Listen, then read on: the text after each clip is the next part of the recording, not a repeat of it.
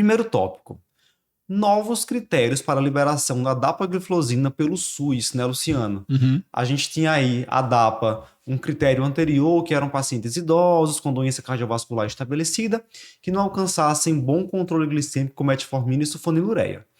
Mas assim, várias tentativas posteriores de tentar aumentar a quantidade de pacientes que poderiam se beneficiar do uso da gliflozina, tendo em vista inúmeros trabalhos que mostram benefícios em pacientes de alto risco cardiovascular, com doença estabelecida, com doença renal crônica, com insuficiência cardíaca, fração de ejeção preservada, fração de ejeção reduzida. Então a impressão que a gente estava é que o critério estava extremamente antigo, né, comparado ao que já existia de evidência. O que é que a gente tem então de mais recente agora?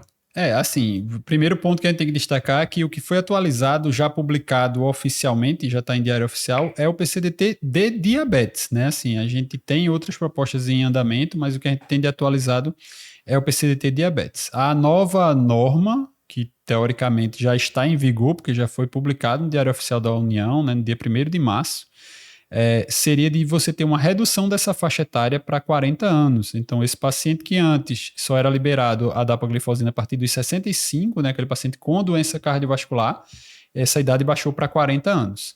Além disso, ele incluiu o paciente com alto risco cardiovascular, né, que tivesse fator de risco associado, e fator de risco bem simples, né, assim, hipertensão, tabagismo, isso aí, e dislipidemia baixou aí para 55 anos para homens, 60 anos para mulheres. Então, assim, aquele 65 já baixou no mínimo aí os 5 anos se for uma mulher com fator de risco, 55 10 anos a menos para homem com fator de risco, ou 40 com doença estabelecida, aí insuficiência cardíaca entra como doença estabelecida, né? De fração reduzida. Né? Isso de fração reduzida.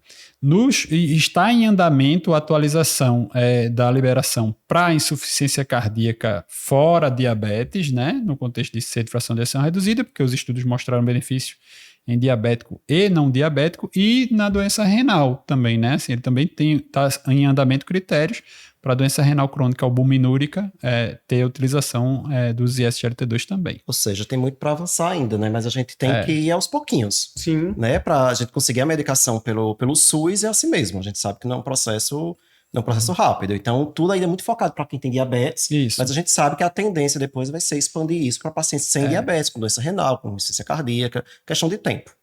Um ponto que a gente tem que lembrar, como foi colocado no início, né? Assim, como a dapagliflozina está entrando, mesmo a gente sabendo que ela está entrando no contexto para proteção cardiovascular, mas no protocolo ela está entrando para controle glicêmico. Então ela vai ter primeira linha metformina, mais mudança de estilo de vida, se não controlou, adicionar sulfonilureia, glibenclamida ou gliclazida, se não controlou, é que vai para ISGLT2. E o que é que você acha dessa sequência que eles Essa sequência é uma furada, né? Mas assim, de novo... Glibenclamida, né? A gente sabe que o ideal é, se você fazer terapia dupla, você, nesse paciente desse perfil, já fazer metformina com inibidor de SGLT2. Perfeito. Mas aí ele tá lá escrito desse jeito, não tem um contexto de dose máxima, entendeu? Então não precisa, o paciente tem que estar usando 120 mg de glicazida, tem que estar usando 20 mg de glibenclamida, não. Mas assim, tem que, supostamente, ter uso prévio de metformina e sulfonilureia. Pode até estar dito que ele tomou em algum momento e fez hipoglicemia e tirou, mas tem que estar constando que fez. Lembrando que a glibenclamida tem até associação com eventos cardiovasculares, maior risco de eventos cardiovasculares. Então, dá mais hipoglicemia se for fazer um sulfonilureia, o ideal seria a gliclazida. Sem dúvida. Mas é aquilo, você vai ter que explicar isso tudo no laudo, né? Você vai fazer um laudo para ser liberado e vai ter que colocar que já foi tentado sulfonilureia, seja ela qual for. Certo.